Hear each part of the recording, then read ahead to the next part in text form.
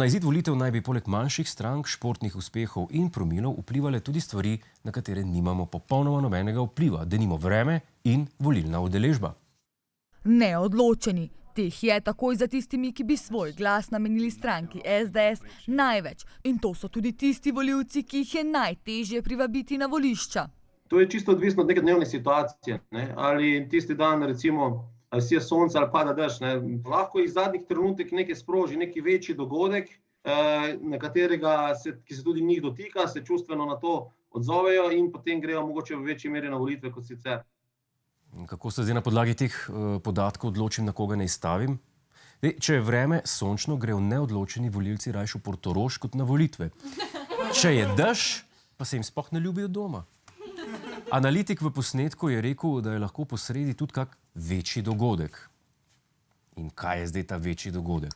Recimo, če najdeš ženo v posteli s sosedom, ki je član Nove Slovenije, se čustveno odzoveš, pa greš volit Levico? Ali pa če ti ilegalni migranti po noč solato na vrtu potacajo, pol greš volit SDS? Ne vem, ugibam.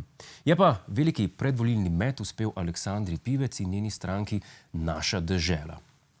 Recimo, javno RTV, ki ima zelo stroga pravila o udeležbi na predvolilnih soočenjih, so prepričali, da so parlamentarna stranka. Trdijo namreč, da so zakoniti nasledniki stranke Desus. Se vprašate, kako? Torej, tudi stranka Desus je v nekem obdobju razpadla. Torej, po mojem odhodu sem jo zapustila jaz kot predsednica, zapustili sta jo obe podpredsednici, zapustilo jo je veliko vidnih članov, veliko članov odborov, celo posamezni celotni odbori in ne nazadnje pridružila sta se nam dva poslanca poslanske skupine Desus. To je formula za uspeh. Odstopljena predsednica pa dva poslanca, pa se bo gospa Pivec na TV Slovenija lahko prepirala z Mescem, Šarcem in Toninom, ne pa z nekimi pirati, proticepilci, pa Golobom.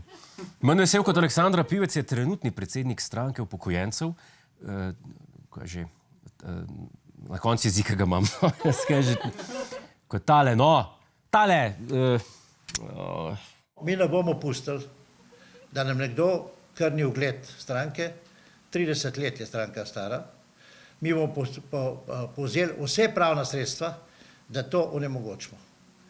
Ni pa to fair.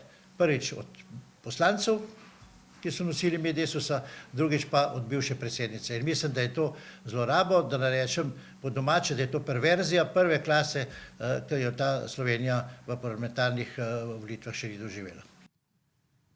Lih, kar sem ga videl v prispevku, pa sem spet pozabil, kdaj že.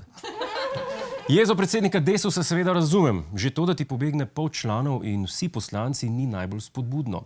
Se pa še predsednica, ki si jo sam napodil, razglasi za zakonito naslednico. Ampak mislim, da se temu ne reče perverzija, ampak kaj je že tista beseda, ko počneš te stvari z mrtvimi, no? Kaj bolj mrtve stranke, kot Desus, si ni mogoč predstavljati. Pa ne zaradi povprečne starosti njenih članov, da smo si na jasnem. Hej, preden greš, klikni tukaj in se naroči na naš YouTube kanal.